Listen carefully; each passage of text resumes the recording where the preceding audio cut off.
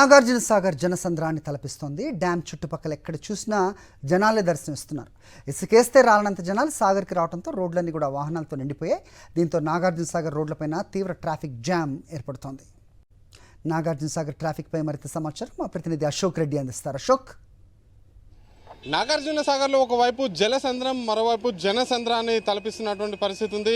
సాగర్ గేట్లని ఎత్తినటువంటి నేపథ్యంలోనే ఆదివారం సెలవు దినం కావడంతో ఉభయ తెలుగు రాష్ట్రాలకు సంబంధించి కూడా మారుమూల ప్రాంతాల నుంచి కూడా భారీ సంఖ్యలో జనం ఇక్కడికి వస్తున్నటువంటి నేపథ్యంలోనే భారీ స్థాయిలో నాగార్జున సాగర్ ఏ రోడ్డు చూసినా కూడా మొత్తం పూర్తిగా ట్రాఫిక్ జామ్ అయిపోయినటువంటి పరిస్థితి కనిపిస్తుంది. మనం చూసుకోవచ్చు విజువల్స్లో ఒకసారి ఎక్స్క్లూజివ్గా ఒకసారి అంబులెన్స్ కూడా వచ్చింది. అంబులెన్స్ ఇక్కడ ట్రాఫిక్ నిలబడేటువంటి నేపథ్యంలోనే ఆ అంబులెన్స్ కూడా అందులోనే చిక్కుపోయినటువంటి విజువల్స్ని సాక్షి టీవీ ఎక్స్క్లూజివ్గా చూపిస్తున్నటువంటి పరిస్థితి కనిపిస్తుంది. ఇది ప్రధానంగా నల్గొండ నుంచి ఏదైతే నల్గొండ హాలియా నుంచి మాచర్ల పోయేటువంటి హైవే 565కి సంబంధించినటువంటి హైవే నెంబర్ ఇది ప్రధానంగా ఇటు తెలంగాణతో పాటు అటు పల్నాడు జిల్లాలోని మాచర్లను కలుపుతున్నటువంటి రోడ్డు. ఇది డ్యామ్ దిగువ నుంచి కొత్తగా నిర్మించినటువంటి బ్రిడ్జి గుండా పోతుంది. అయితే ప్రధానంగా చూసుకోవచ్చు మనం ఉదయం నుంచి కూడా ఏదైతే ఆదివారం కావడంతో ఉదయం నుంచి కూడా ఇరు రాష్ట్రాల నుంచి అటు హైదరాబాద్ నుంచి కావచ్చు ఇరు రాష్ట్రాల నుంచి కూడా ప్రజలు భారీ సంఖ్యలో కృష్ణమ్మ అందాలని చూసేందుకు తరలి వస్తున్నటువంటి నేపథ్యంలోనే పూర్తిగా ట్రాఫిక్ జామ్ అయిపోయినటువంటి పరిస్థితి ఉంది.